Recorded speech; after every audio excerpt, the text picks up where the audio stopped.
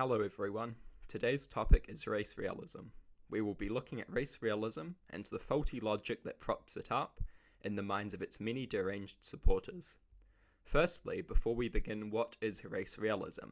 Race realism is basically the idea that race science proves the concept of different races is rooted in some kind of deep reality. Normally those who argue this will follow up with an assertion that this proves far-right talking points and validates ideas such as ethnostates. Race realism is stupid and its consequences are bad. There is no good reason to cram all people into categories of races and then to act like these categories have some kind of grand importance.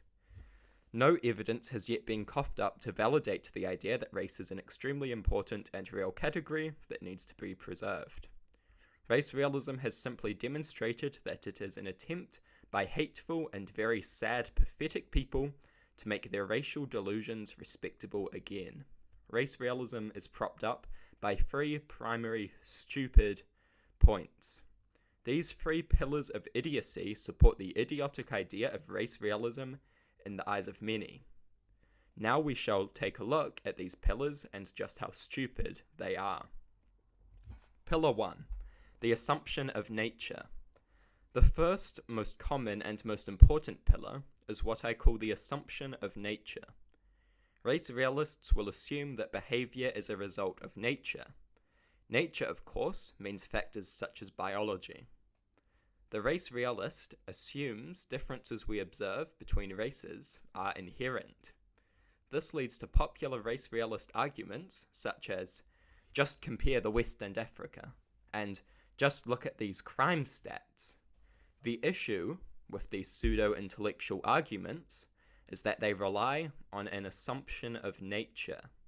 They completely ignore geography and socio-economic circumstance, both of which have been demonstrated to play a massive role in racial disparities.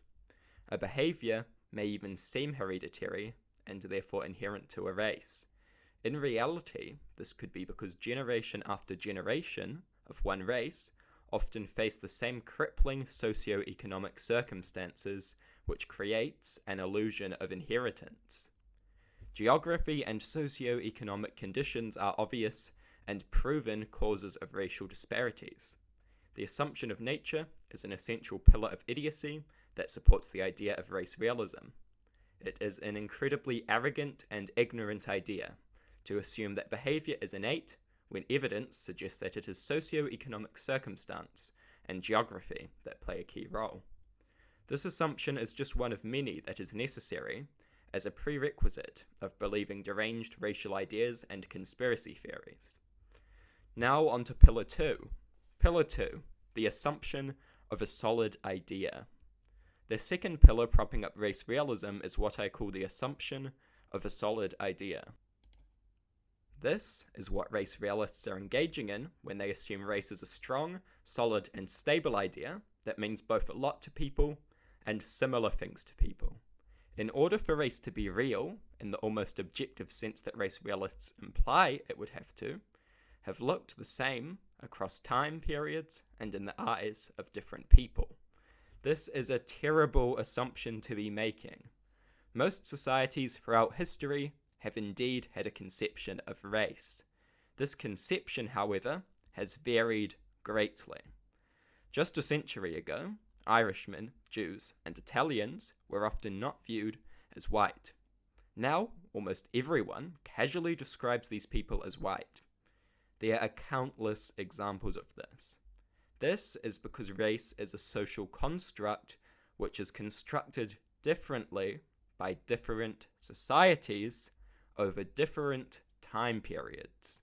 Race realists assume this is not the case.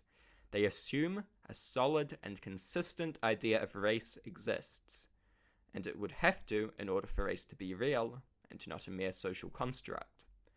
Race realists make this assumption because without it, race realism cannot exist.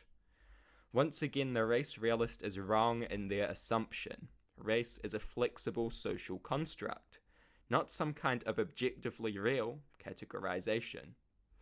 Now for Pillar 3.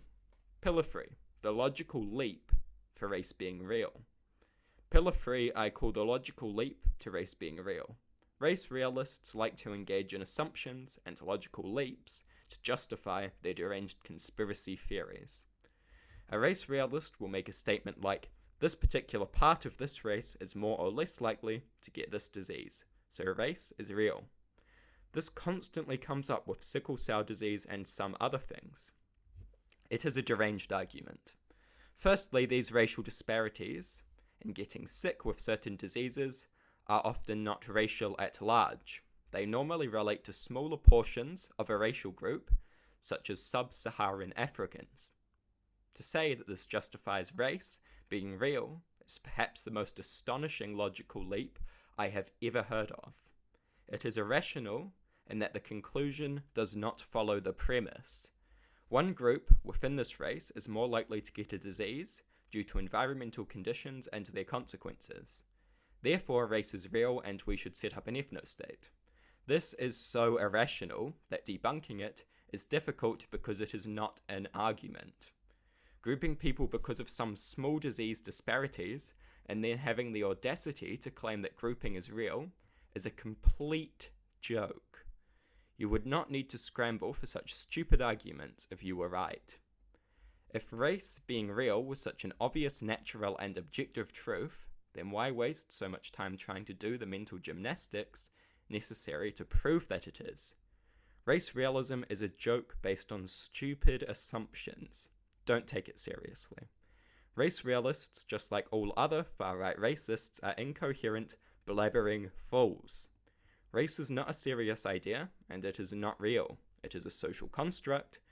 It does not have a firm or valid backing, and it is certainly not deserving of being called real. Whether this social construct deserves to be preserved is a more realistic topic for debate, although even here, the answer should be obvious. Race is a useless and archaic idea that exists solely for discrimination, which often has terribly negative consequences. The race realists, and basically all racists for that matter, are idiots. They tried to dress up racism and tribalism in a way that would make these primitive and stupid concepts look somewhat respectable. They largely failed because the same primitive and stupid people who pushed traditional racism are now pushing the new versions of race realism. Their stupidity has seeped into the new arguments. Race realists are not realists. They are idiots who live in a fantasy world.